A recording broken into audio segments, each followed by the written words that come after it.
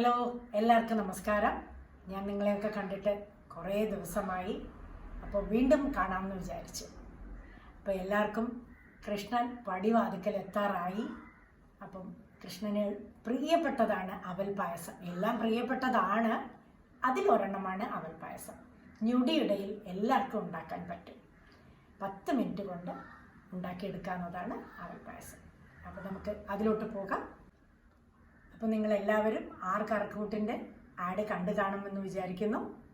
Like ചെയ്യുക, share ചെയ്യുക, subscribe ചെയ്യുക. Thank you.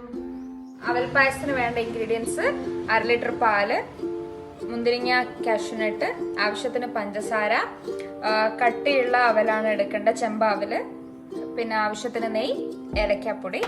അപ്പോൾ പ്രിപ്പറേഷനിലേക്ക് പോവാം. അപ്പോൾ നമുക്ക് 1 സ്പൂൺ നെയ്യ് ഒഴിച്ചിട്ട് അവല് വറുത്തെടുക്കണം.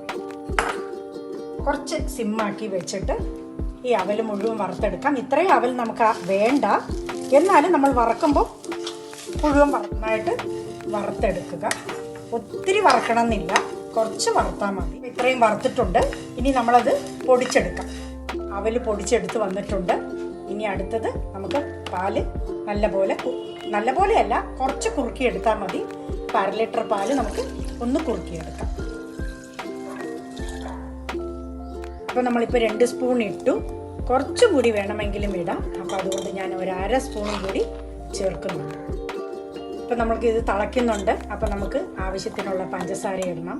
പഞ്ചസാര ഒത്തിരി കൂടുതൽ വേണമെന്നില്ല.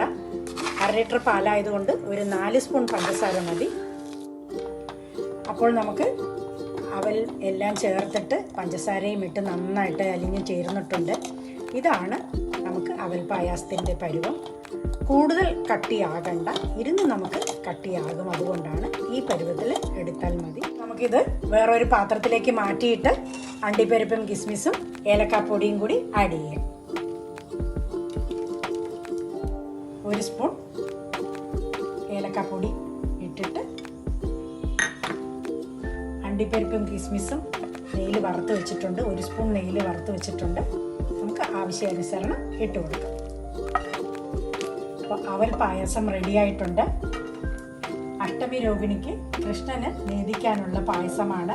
എത്രയും പെട്ടെന്നും എല്ലാവർക്കും എളുപ്പത്തിൽ ചെയ്യാൻ പറ്റിയതായതുകൊണ്ട് നിങ്ങൾ ട്രൈ ചെയ്ത് നോക്കും.